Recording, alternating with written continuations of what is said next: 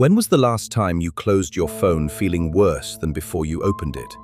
Not worse because of bad news, just worse from scrolling, from seeing a coworker's new house, a stranger's body at the gym, a trip taken by someone you barely know, the business that took off overnight. None of that attacked you directly. Nobody said your name. And still, something in you shrank a little. Today I want to talk about that. About how comparison became the air we breathe on social media and why it makes us sick quietly, even when it seems harmless. Comparison itself isn't new. It's probably as old as our species. In 1954, psychologist Leon Festinger already described what he called social comparison theory, the idea that human beings assess their own worth by watching the people around them, especially when they don't have any other measuring stick available. For almost all of human history, that comparison had a natural limit. You only compared your life to the people in your village, your street, your circle. A finite number of references, most of them living realities similar to your own. Social media broke that limit. Today, you don't compare yourself to 15 neighbors. You compare yourself every day to a carefully curated sample of the best moments of millions of people. Many of them living completely different lives from yours, some of them not even living what they show. There's an old saying, attributed to an American president from the early 20th century, that sums up the mechanism well. Comparison is the thief of joy. Except, in his time, that thief had limited access. Today, she has unlimited, uninterrupted, and, most dangerously, algorithmic access. Because the system learned exactly what content holds your attention longest. And, almost always, what holds attention longest is whatever triggers a strong reaction. Envy, anxious admiration, the desire to also have that. Let me tell you a story. Once, there was a traveling fair known for a famous pavilion, the Hall of Mirrors. Every visitor paid a coin to walk among hundreds of different mirrors, each built by a different craftsman across generations. A young man walked into the hall for the first time, curious. In the first mirror, he saw himself taller and stronger than he was. He felt an instant pride. In the next mirror, he saw himself leaner, with a more defined face. He felt like staying there, admiring that version of himself. But as he kept walking, he found other mirrors, one that showed him shorter, another older than he was, another with a tired face. With every new mirror, a different reaction, sometimes pride, sometimes unease, sometimes an almost physical urge to run. He spent the whole day in there, then the whole week.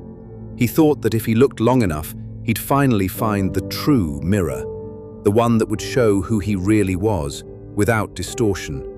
He just couldn't say anymore which of the 200 mirrors that was. An old craftsman, who had maintained the hall for decades, found the young man sitting on the floor, exhausted, between two mirrors. "You're looking for the true mirror," the old man said. "But no mirror in here is true.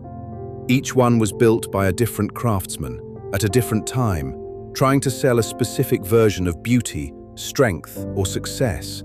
Because a mirror that sells well, the fair keeps. A mirror nobody stops to look at, the fair takes down." The young man asked, confused, "So where's my true reflection?" The old man pointed to the exit of the hall, where sunlight came through a gap. "Out there. In ordinary light, with no glass between you and the world. It's the only image nobody built to sell you anything." Every social network today is a mirror built by someone, an algorithm, a company, a creator trying to sell something, even if that something is just their own image. Nobody posts the entire day of repetitive work, the bill that came late, the dumb fight with their spouse, the knee that aches when they wake up. People post the mirror that flatters them, the taller, stronger, more successful version of themselves. And that's not necessarily dishonesty, it's simply the nature of the medium. Nobody builds a mirror to sell their own mediocrity. The problem isn't the mirrors themselves, it's forgetting that they're mirrors, and starting to treat them as if they were the entire reality of the world outside. There's old wisdom in a proverb that crossed several cultures in similar forms. The grass is always greener on the other side. The idea is simple. From far away, everything looks nicer than it does up close. Because up close, you can see the neighbor's own dry roots, their own problems hidden behind the well-trimmed lawn. From far away, you only see the green.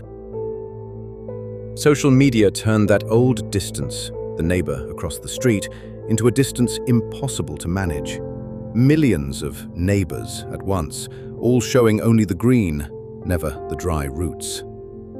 Leaving the Hall of Mirrors doesn't mean abandoning social media forever. For most of us, that isn't even realistic. It means remembering, consciously, every time you feel that tightness in your chest looking at someone else's life. This is a mirror. Built, edited, hand-picked. It isn't anyone's whole life. It's the part of their life someone decided to sell you. I'll leave you with these questions. How many hours a week do you spend inside the Hall of Mirrors, instead of being out in the ordinary light, with no glass between you and your own life? Is there some account, some specific profile that you know, deep down, only makes you feel smaller? Why is it still there? And the hardest question of all, if you stopped comparing yourself to any mirror for one whole week, what would be left of your own image of yourself? I want to propose a simple commitment. If this reflection touched something real, write it in the comments. My life is not a showcase. 3 words. It doesn't change the algorithm, doesn't change the fare, but it slowly changes how you walk through it.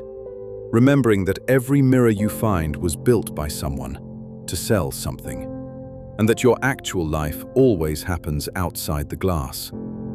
The young man in the story, they say, went back to the Hall of Mirrors a few times after that day, but he never again stayed long enough to forget they were mirrors. You'll probably go back to scrolling today too, tomorrow, the day after. That's not failure.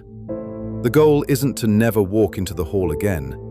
It's to remember, every time you do, that it's glass, not the world outside. If this conversation meant something to you, stay here with me, because this is just one more of the truths we need to face together.